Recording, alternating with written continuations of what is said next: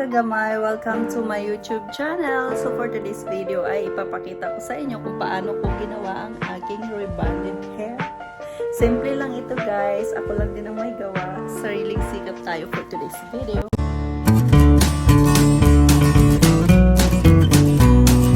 So hello guys, for today's video ay nag-ano tayo guys, magre-rebond tayo, sariling sikap. Okay, so ipakikilala ko sa inyo yung aking ginagamit pang rebond. Okay, so meron akong galing Pilipinas, no, kasi yung ate ko naman ay alam na, meron din siyang small provided from me. So ito, meron tayo ditong rebonding na medisina na syempre hindi na natin kailangan, galing pa itong Pilipinas. Pinalagyan ko lang ng rebonding A kasi meron siyang A and B. Tapos ito naman ay rebonding B. Ito yung isusunod natin. As you can see na in-apply ko na. Syempre nagmamarunong tayo, no. Pasensya na sa aking mga anik-anik banakils. So kailangan talaga may 1 inch. Natutunan ko lang din to, no, na yung pag-a-apply ng gamot wag nating isasagad kasi alam mo na hindi pwedeng masira ang ating mga rules. Ganoon. So ayan, hintayin lang natin to hanggang maluto ang buhok bago natin to babanlawan, no? So ito yung rebonding A.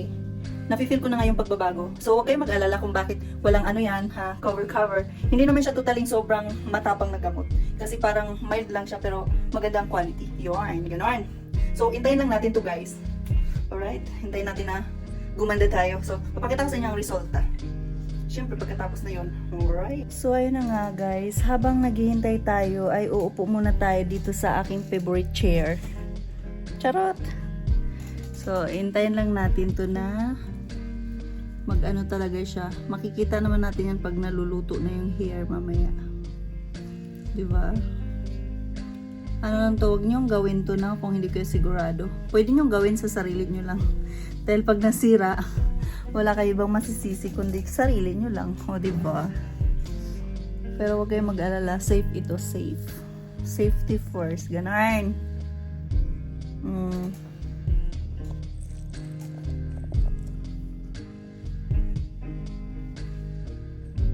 So habang naghihintay tayo, kukuyakoy muna tayo. Charot. So yun nga guys, binalawan na natin, oh. Kailangan lang natin siya ng i-dry ng 3/4 lang para i-apply ang sikat medicine. Alright? So, ayan, ganyan dampi-dampi lang. Huwag natin masyadong pigain. Tapos pwede natin siyang i-blower. Blower natin ng bahagya. Hindi masyadong dry kasi apply pa natin ng gamot. Last gamot. Ganito muna tayo dahil medyo basa pati naman pa tayo mag-blower. Just a few seconds mga lods.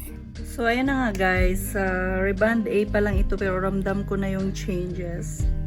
Syempre, ayan, mag-a-apply tayo ng pangalawang medisina.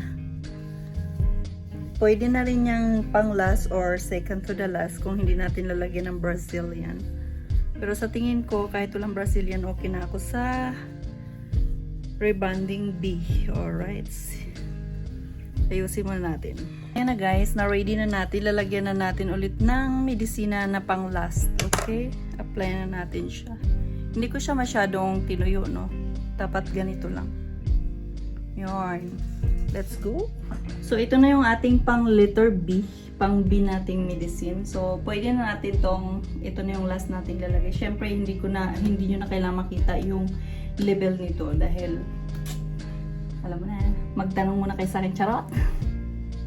So, ayan guys, sinasalin lang natin dito kasi hindi natin uubusin ito, no? Ay, ito pala. Siyempre, after 3 months or 6 months, magre-retouch tayo.